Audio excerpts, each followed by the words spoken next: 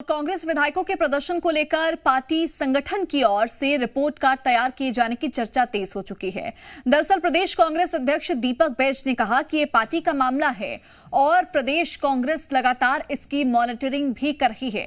उन्होंने कहा कि बूथ से लेकर प्रदेश स्तर तक हर पदाधिकारी की निगरानी की जा रही है और उनकी खुद की मॉनिटरिंग भी हो रही है। वहीं बीजेपी नेता केदार गुप्ता ने कांग्रेस पर तंज कसते हुए कहा कि सत्ता में रहते कांग्रेस ने सिर्फ लूट खसौट ही किया और अब संगठन की निगरानी से क्या हासिल होगा।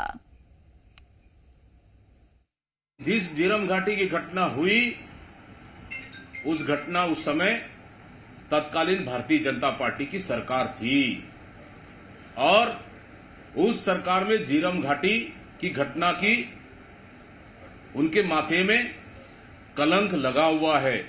कांग्रेस के हर पदाधिकारी, चाहे बूथ अध्यक्ष हो, मंडल अध्यक्ष हो, पंचायत कमेटी अध्यक्ष हो, ब्लॉक अध्यक्ष हो, जिला कांग्रेस अध्यक्ष हो और यहां तक कि हमारा भी लगातार एआईसीसी मॉनिटरिंग कर रही है और निश्चित रूप से उनके हर कामों की जानकारियां लगातार अपडेट कर रही है।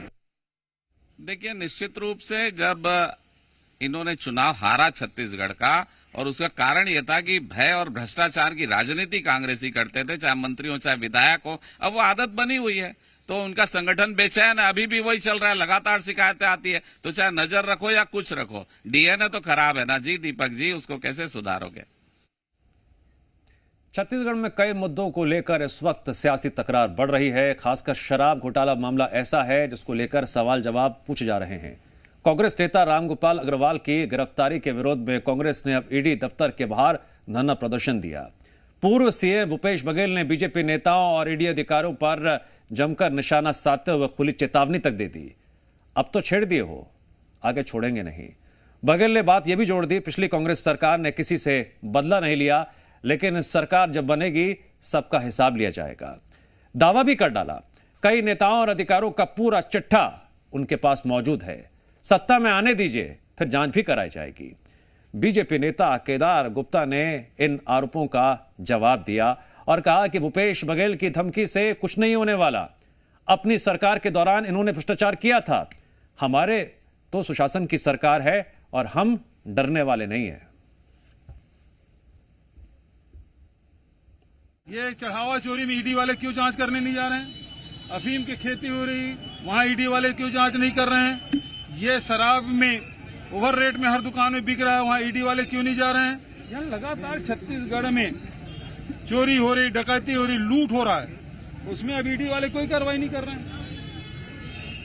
ये बदले की भावना से कर रहे हैं, ज्यादा दिन देर नहीं है। ऊपर वाले के यहाँ देर है अंधेर नहीं, वक्त बदलता है, अब परिवर्तन हो रहा है। अब भी समझ जाएं ईडी वाले, है ना, सरकार हमारी आएगी लेकिन एक एक का हिसाब किया जाएगा। देखिए, ये चेतावनी नहीं है, धमकी है। और कांग्रेसियों के स्वभाव में ऐसे बयान देना, जब वे विपक्ष में होते हैं ना तो ऐसे ही बात करते हैं। माननीय भूपेश बघेल जी पहले विपक्ष में तो कहे झीरम के सबूत मेरे जेब में है। वो कहा था 5 साल वो मुख्यमंत्री रहे, जेब फट गई कि कागज फट गया पता नहीं चला। ये अलोकतांत्रिक, अमर्यादित, असंवैधानिक बयानबाजी है। ये माननीय विष्णुदेव साय जी की सरकार है जो जीरो टॉलरेंस पे चलती है। संविधान के अनुरूप कार्रवाई हो रही है और किसी को बख्शा नहीं जाएगा। और ये धमकी भरे लहजे, ये कांग्रेसियों का स्वभाव है। सत्ता शासन धमकी से नहीं, सुशासन से चलता है। भूपेश बघेल जी ये समझ लिए होते तो जनता खदेड़ती नहीं आपको।